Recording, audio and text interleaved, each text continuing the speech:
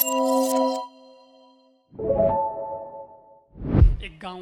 गांव के बाहर सुनसान जगह, वहाँ एक लड़के ने प्याऊ खोली और पानी पिलाता था लोगों को। आते जाते राहगीर, आज तो खैर सुविधाएं बहुत हो गई हैं, पानी बोतलों में मिलने लगा है, तब कहाँ इतनी सुविधाएं थी। मटकी में, घड़ों में पानी भरा जाता, पानी पिलाया जाता। राहगीर पानी पीते ही तर हो जाता, आहा, और आशीर्वाद देता, भला हो इसका, पानी मिल गया भाई। वो पानी पिलाता, लोग आते रहते जाते रहते। लेकिन उसने नोट किया कि कुछ लोग ऐसे हैं जो रोज आते। रोज मीन्स कभी 4 दिन से, कभी 5 दिन से, ऐसे मतलब 4-5 दिन में उनका दौरा होता ही होता है, वो इस रास्ते से गुजरते ही गुजरते। तो जो रोज मिलता है ना, उससे थोड़ी जान पहचान हो जाती। एक दिन उस लड़के ने पूछा, वो 4 लोग थे जो रोज आते थे, और रोज आते थे तो वहीं प्याऊ पे पानी पीते थे, और उनका भी नियम कि भाई आगे प्याऊ मते पानी पीमा। और वो लड़का भी पानी पिलाता था।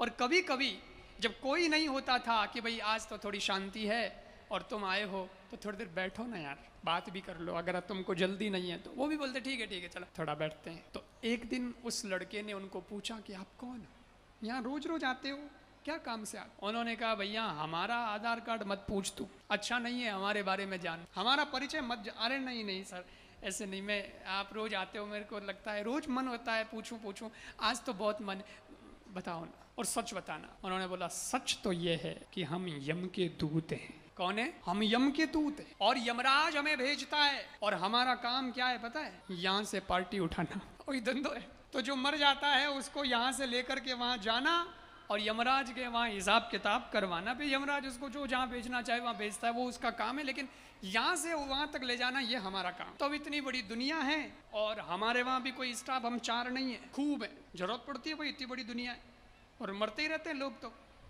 लेकिन हम 4 जनों को ये एरिया दे रखा है, इसलिए हम रोज यहाँ आते हैं, क्योंकि कोई न कोई किन्होंने टिकट कटे तो मैं उन्हें लेने आवा। लड़के ने कहा यार यम के दूत आते हैं पानी पीने मेरे, आज पता चला। अब धीरे धीरे इस लड़के से इसकी दोस्ती होगी, क्योंकि लड़का बहुत अच्छा था, प्रेमी था। तो यम के दूत भी निकलते थे तो समय से पहले निकलते थे, और ये सोच के निकलते थे कि आधा घंटा उसके साथ बातें करेंगे। तो टाइम लेके निकलते थे, फिर पानी पीते थे, बैठते थे, हंसी मजाक, फिर निकलते थे। इनका भी माइंड फ्रेश हो जाता। करते करते एक दिन लड़के ने कहा, तो जब तुम यम के दूत हो तो तुम्हें तो सब पता रहता होगा ना कि कब किसकी मौत है और कौन कैसे जाएगा, किस तरह से किसकी मौत होनी है, क्योंकि ये तो पता रहेगा तभी तो आप लेने आते हो। बोले हाँ हमें सब पता रहता है कंप्यूटर में। तो बोले अगर आपको कोई ऑब्जेक्शन नहीं हो तो मेरे बारे में बताओ कि मेरी मौत कैसे होगी, मैं कैसे मरूंगा। यमदूत बोले यार तू क्यों ऐसा सब पूछता है, ये ऐसे सवाल मत पूछा कर, ये पूछना अच्छा नहीं है, और ये रहने दे। बोले नहीं आप प्लीज़, मेरा मन है जानने का कि मेरी मौत कैसे हो। बोले अभी तो नहीं पता, हम पता इस बार करके आएंगे तब बताएंगे। बोले ठीक है। 2-4 दिन निकले, ये फिर आए। लेकिन यम के दूत जब वहाँ ऊपर गए तो वहाँ उन्होंने ये देखा कि इस लड़के की मौत कब होनी है, कैसे होगी। चारों ने देखा, और जब उसकी मौत का उन्हें पता चला तो चारों ही रोने लगे। इतना अच्छा लड़का चला जाएगा। लेकिन जो चौथा था वो तो ज्यादा ही रो रहा था। 3 तो रो ही रहे थे, लेकिन जो चौथा था वो तो और ज्यादा रो रहा, बहुत जोर से रो रहा। तो इन तीनों ने कहा देख भाई, वो लड़का बहुत अच्छा है और वो मरेगा तो इसका दुख हमको भी है, हम रो रहे हैं, पर तू तो बहुत ज्यादा ही रो रहा है यार, तेरे को कुछ ज्यादा दुख है, क्या बात है? उसने कहा हाँ मेरे को तुमसे ज्यादा दुख है, क्योंकि उस लड़के की मौत कैसे होनी थी पता है? ये लड़का, इसकी जिस दिन शादी होगी और लड़का अपनी पत्नी से मिलने के लिए जब ऊपर कमरे के ऊपर जो कक्ष है, कमरा है जहां उसकी पत्नी बैठी होगी, नई दुल्हन, पहली मुलाकात होने वाली होगी, और ये इंतज़ार कर रही होगी कि मेरा पति आएगा, मैं उसे भोजन कराऊंगी, उसका स्वागत करूंगी, ये वो सब। और जब ये कमरे में जाने के लिए, ऊपर जाने के लिए सीढ़ियों पर चढ़ेगा तो सीढ़ियों में एक सांप आएगा और वो सांप इसको बीच में ही सीढ़ियों में ही जोर से डंश मारेगा और ये लड़का मर जाएगा, अपनी पत्नी से मिले बिना ही मर जाएगा। बिना मुलाकात के ही वह सुहागन अभागन हो जाएगी। ओ, लेकिन मैं इसलिए रो रहा हूं ज्यादा, चौथा बोला मैं इसलिए ज्यादा रो रहा हूं कि विधाता का भी लेख देखो। उस दिन सांप बनने की ड्यूटी मेरी है, सांप मुझे बनना है, ऐसा विधाता ने लिखा है। मैं ही उसे दंश मारूंगा और वो मरेगा।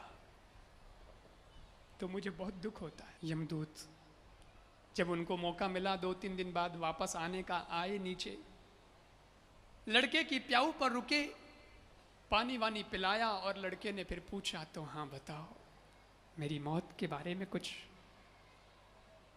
चारों रोने लगे, बोले रहने दे, तू मत जान। बोले नहीं बताओ। बहुत ज्यादा कहा तो वो सारी बात इन्होंने बता दी, ऐसे ऐसे होगा, वो होगा, मैं सांप बन के आऊंगा, तेरे को दंश मारूंगा। चारों बोले एक काम हो सकता है, अगर तू बचाव करे तो तेरी मौत टल सकती है और हम रोज ऐसे मिला करेंगे। कैसे? बोले अगर तेरी शादी ना हो तो तू मौत से बच सकता है, क्योंकि ये सब में ऐसा लिखा है कि तेरी शादी होगी और उसी दिन तेरी मौत होगी, तो शादी मत कर। लड़का बोला ठीक है, और मरना भी कौन चाहता है। परंतु ज्यों ज्यों लड़के की उम्र आई, शादी के लायक हुआ और माता पिता ने कहा बेटा अब बीननी लानी है, अब तो शादी की तैयारी। लड़का टालम टोल करता, बोले नहीं पिताजी शादी मत, रहने दो ना, ये शादी वादी छोड़ो। और लड़का सोचने लगा मैं कैसे कहूँ पिताजी को कि मेरे साथ तो ऐसी होनी है, अब कैसे कहूँ इन्हें। इनका तो मन है कि हमारे जीते जी हमारी आंखों से हम इसकी शादी देख लें, हमारे घर बहुरा नहीं आ जाए, तो ये इनका सपना है। पर मैं कैसे कह दूं कि ये हालत तो ये है। इसने खूब इधर उधर कई महीने निकाल दिए, लेकिन आखिर में सब पीछे पड़े, बोले नहीं शादी तो नहीं।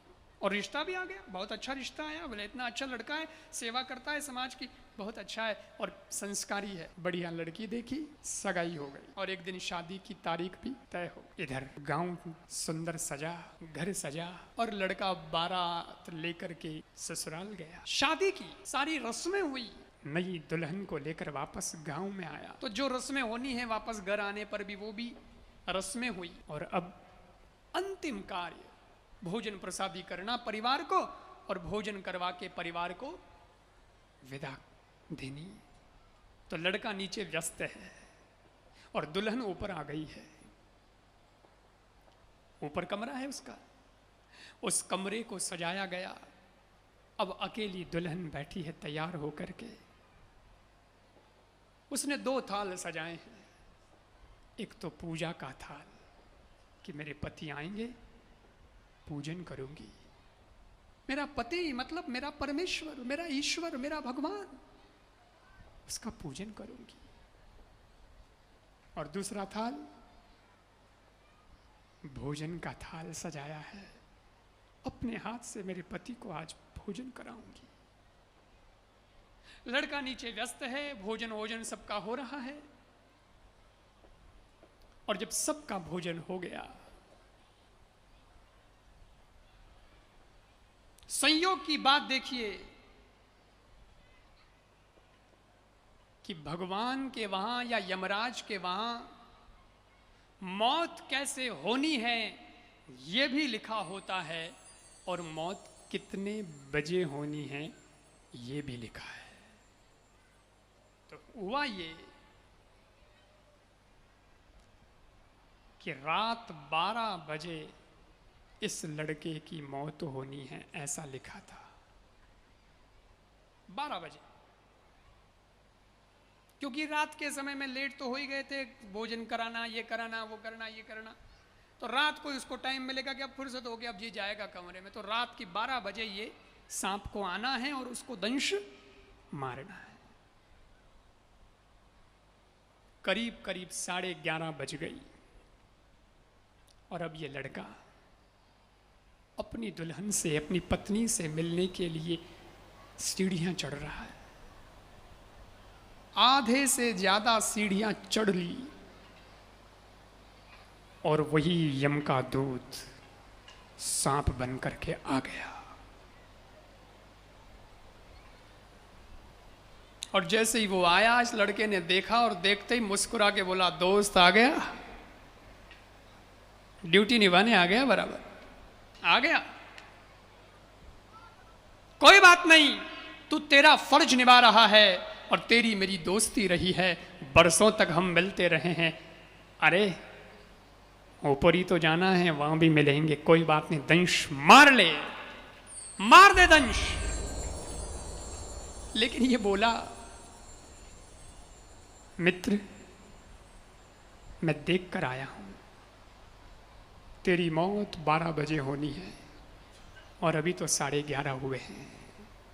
अगर मैं तुझे पहले दंश मार भी दूंगा तो 12 से पहले तेरे प्राण निकलेंगे नहीं, और तू तड़फे ये मैं देखना चाहता भी नहीं। मैं तुझे तड़फते नहीं देखना चाहता, इसलिए मैंने नक्की किया है कि 12 में 1 मिनट कम होगा तब मैं तुझे दंश मारूंगा, और 12 बजते ही तू मरेगा तो कम से कम तकलीफ तो नहीं होगी। अच्छा मित्र, ऐसी बात है, कोई बात नहीं, तो ऐसा कर ले। पर तब तक, बोले तब तक अपन राम धन लगाते हैं, बैठे हैं आधा घंटा भगवान का नाम लेते। और ये बातें जब हो रही थी तो रात का समय, इसकी पत्नी इंतजार कर ही रही थी कमरे के द्वार पर, इसको ये बातें सुनाई दी। इसकी पत्नी को लगा, हो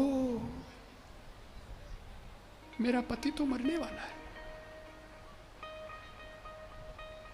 ये क्या, मैं मेरे पति से मिल भी नहीं पाऊंगी। विधाता तूने कैसा लेख लिखा रे, मिलन के पहले ही बिछो हो रहा है। उधर तो ऊपर पत्नी रो रही है, इधर ये दोनों सीढ़ियों में बैठे भगवान का कीर्तन कर रहे हैं। घड़ी का कांटा आगे आगे बढ़ता चला जा रहा है। 11:45 हो गई। 12 बजने में सिर्फ 15 मिनट कम, 12 बजने में 15 मिनट कम। पत्नी को पता चल गया है कि ये अब रहने वाले नहीं हैं। इतने में गांव के बाहर बिल्कुल गरीब, जिनके लिए कोई व्यवस्था नहीं, आकाश ही जिनकी छत है, धरती ही जिनका बिछौना है, ऐसा जो कुटुंब है, बिल्कुल गरीब। हुआ ये कि उस परिवार में एक तो बाप और उसकी बेटी, और बेटी भी गर्भवती, बस अब बच्चे को जन्म देने वाली, अब बच्चे को जन्म देने वाली, बस अब 1-2 दिन में ही बच्चा जन्म लेने वाला, ऐसी स्थिति में। और उसे उसी रात प्रसव पीड़ा हुई। कराहते हुए उसने बच्चे को जन्म दिया। तब कहाँ हॉस्पिटल थे, तब कहाँ व्यवस्था थी। उसी रात बच्चे को जन्म दिया, और बच्चे को जन्म दिया तो उसने अपने पिता से कहा कि पिताजी मुझे बहुत भूख लगी है, कमजोरी महसूस हो रही है मुझे, और बहुत जोरों की भूख लगी है, कहीं से खाने के लिए कुछ ले आइए। पिता ने कहा बेटा आधी रात को मैं कहाँ से क्या खाने का कहाँ से लाऊं, कौन देगा मुझे, और हम तो गरीब लोग हैं, हमारे घर में तो कुछ भी खाने को नहीं है। लेकिन वो बोली पिताजी अगर आप नहीं लाए तो मैं इस बच्चे को खा जाऊंगी, ये बच्चा मैं भूख सहन नहीं कर पाऊंगी। उसने बच्चे को गोद में लिया। पिता ने कहा रुक बेटा 1 मिनट प्रयास करने दे। इनकी बातें हुई और इधर 12 में 10 मिनट कम, और गांव के चौक में आकर के नाभि से हिम्मत करके वो बूढ़ा बाप बोला, है कोई अन्न का दातार, है कोई भूखे को भोजन कराने वाला, जरूरतमंद को खाना खिलाने वाला? मेरी बेटी मर जाएगी, उसने अभी अभी बच्चे को जन्म दिया है, उसे बहुत तकलीफ है और वह भूखी है। जैसे ही उसका कहना हुआ, ऊपर कमरे में उसकी पत्नी ने यह सुना। 12 में 5 मिनट कम, और उसने निर्णय ले लिया, ये भोजन का थाल अब इनके तो काम आएगा नहीं, और उधर उसको जरूरत है, क्यों न मेरे हाथों से एक पुण्य का काम कर दूं, उसकी जिंदगी बच जाएगी। पीछे की सीढ़ी थी, उस पीछे की सीढ़ी से भोजन का थाल लेकर वो नीचे उतरी। बूढ़ा चीख चिल्ला रहा था, उसे जाकर के उसने भोजन का थाल दे दिया। लो बाबूजी, आप ये ले जाइए। भोजन का थाल लेकर दौड़ता हुआ आया बूढ़ा बाप घर पे, और तब तक तो वो बेटी अपने बच्चे को हाथ में लिए खाने को ही तैयार थी कि मैं बच्चे को ही खा जाऊंगी, सहन नहीं कर पाऊंगी। तब तक तो बाप ने कहा, रुक बेटा, भोजन आ गया है। 12 में सिर्फ 2 मिनट कम, और 12 बजते तो मरना है उस लड़के को। ये इतनी भूखी थी, इसने भोजन का जो थाल था उसने खाना शुरू किया। इतना फटाफट भोजन किया, और इधर भूख मिटी, और जैसे ही उधर भरा, तृप्ति हुई। इसने सिर्फ इतना पूछा कि पिताजी सिर्फ इतना बताइए, आधी रात को भोजन देने वाला कौन था?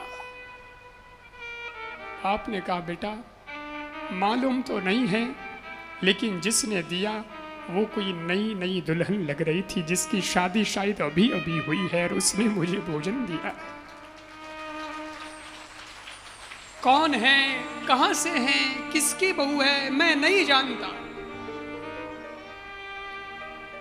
और इतने में 12 में सिर्फ 1 मिनट कम रहा, और इस लड़की ने कहा, पिताजी हम गरीब लोग हैं, ऐसे समय में उसने हमारी मदद की है, देने के लिए हमारे पास पैसा तो नहीं है, लेकिन आज आत्मा से कहती हूँ, नाभि से कहती हूँ, जिसने ये भोजन इस वक्त में दिया है और मुझे और मेरे बच्चे को बचाया है, उसका सौभाग्य अखंड हो जाए।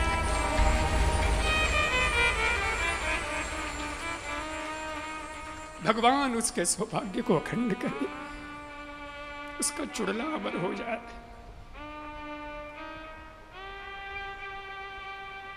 और ठीक 12 बजे सर्प ने दंश मारा लड़के के पैर में, लेकिन आश्चर्य यह हुआ कि जहर चढ़ाई नहीं।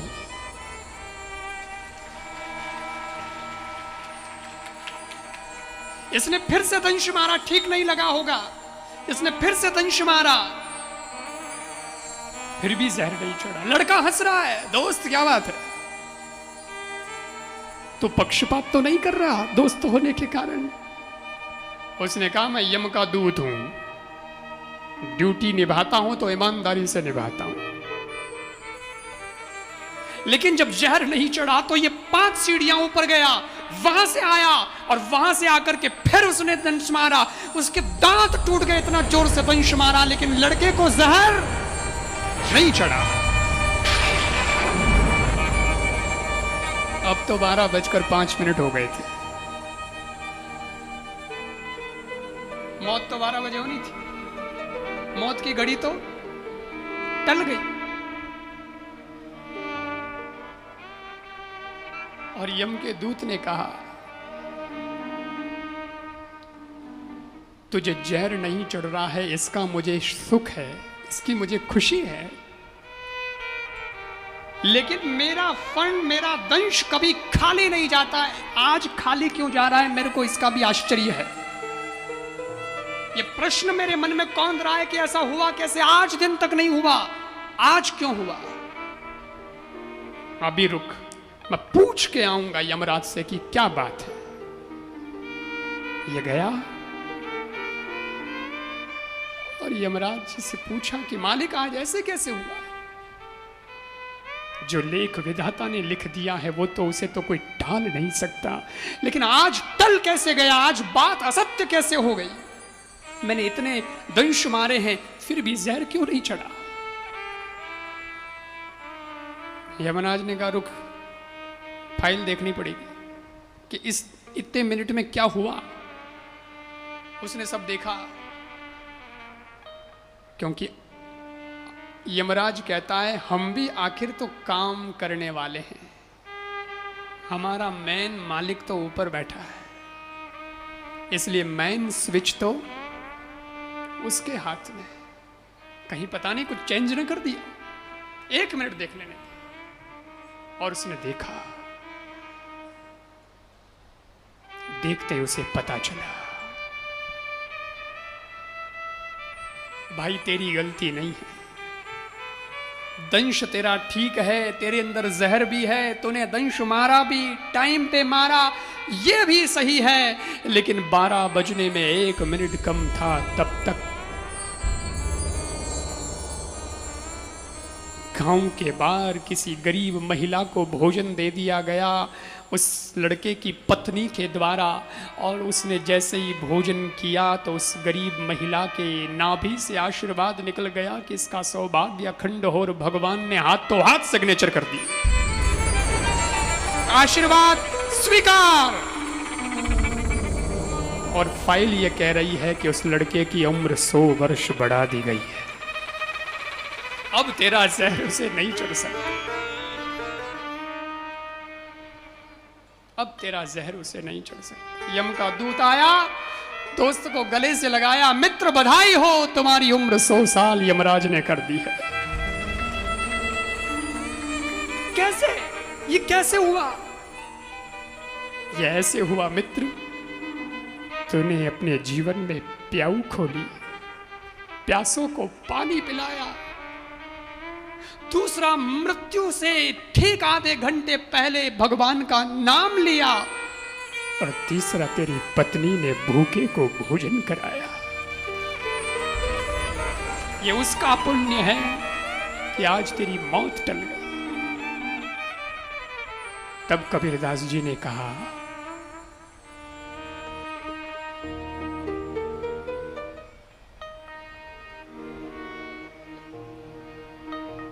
कबीर कहे कमाल से, 2 बात सीख ले, कर साहिब की बंदगी, भूखे को अन्न दे।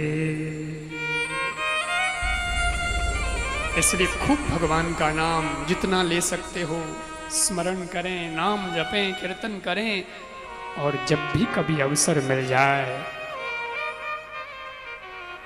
कभी सौभाग्य मिल जाए ऐसा आपको भोजन कराने का, तो ऐसे अवसर को चूकना मत, क्योंकि इतनों में पता नहीं कौन किस घड़ी कैसा व्यक्ति आकर उस भोजन को जीम कर चला जाएगा। हो सकता है उसको उस वक्त भूख जोरों की लगी हो और कोई और व्यवस्था ना हो, और वो आपके यहाँ आकर के भोजन करके चला गया। सब होठ बोलना नहीं जानते, सब गले आवाज निकालना नहीं जानते, लेकिन आत्मा आशीर्वाद जरूर देती है। पता नहीं कब किसका आशीर्वाद फलीभूत हो जाए। और मैं कहता हूं, भगवान की प्रसादी जब मिले तो उसे तो उस प्रसादी को कराने का भी अवसर मत चूकना, और उस प्रसादी को खाने का अवसर भी मत चूकना, क्योंकि दोनों में लाभ है। इधर तो दोनों हाथों में लड्डू।